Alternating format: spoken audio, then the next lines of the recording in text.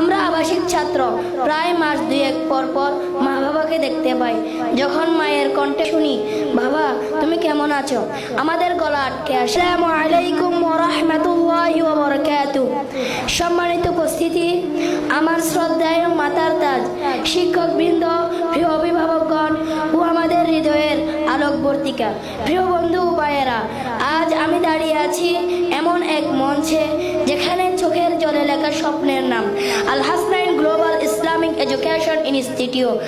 আজ আমাদের এই প্রতিষ্ঠানের 1 বছর পূর্ণতা, 1 বছর যেখানে কোরআনের প্রতিটি আয়াত আমাদের বুকের ভিতরে জমেছে, আর প্রতিটি আয়াতের সঙ্গে জড়ানো আমাদের মায়ের চাহনি, বাবার দীর্ঘশ্বাস। আমরা আবাসিক ছাত্র, প্রায় মাস দুয়েক পর পর মা বাবাকে দেখতে পাই। যখন মায়ের কণ্ঠে শুনি, বাবা তুমি কেমন আছো, আমাদের গলা আটকে আসে। কিন্তু আম্মুকে বলি, আমি খুব ভালো আছি মা, আজ 1 পৃষ্ঠা মুখস্থ করেছি।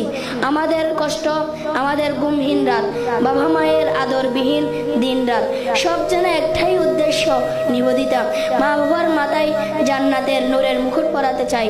শুধু একটাই উদ্দেশ্য, মা বাবার মুখে হাসি ফোটানো, জান্নাতের নূরের মুকুট পরানো। প্রিয় উপস্থিতি, আপনারা জানেন হাফেজদের জন্য জান্নাতে এমন এক মাকাম নির্ধারিত আছে যা সাধারণ মানুষের কল্পনারও বাইরে। আর হাফেজরা যদি তাদের কোরআন অনুযায়ী জীবন গড়তে পারে, সে নিজে তো জান্নাতি হবে, তার মা বাবাকে এমন মুকুট পরানো হবে যার আলো পুরো পৃথিবী চাপিয়ে যাবে। আজ আমরা এই মঞ্চ থেকে প্রতিজ্ঞা করছি, আমরা কষ্ট করব কিন্তু থামবো না, আমরা হাঁটবো কিন্তু আমরা পিছিয়ে যাব না, আমরা শুধু কোরআন মুখস্থ রাখবো না, বরং আমরা কোরআনের চরিত্র ধারণ করব ইনশাআল্লাহ। সবশেষে বলছি, আল হাসনাইনের এই আলোচনা পুরো পৃথিবীতে, আমাদের হৃদয়ের গভীরে সবসময় যিনি বসবাস করেন, তিনি আমাদের প্রিয় উস্তাদে মুহতারাম হাফেজ মৌলানা ইয়াসিন আরফাত রায়হান সাহেব হুজুর, যিনি আমাদের নিয়ে স্বপ্ন দেখেন, আমাদের জন্য কাঁদেন, আমাদের প্রতিটি বলে যার হৃদয় কেঁপে ওঠে।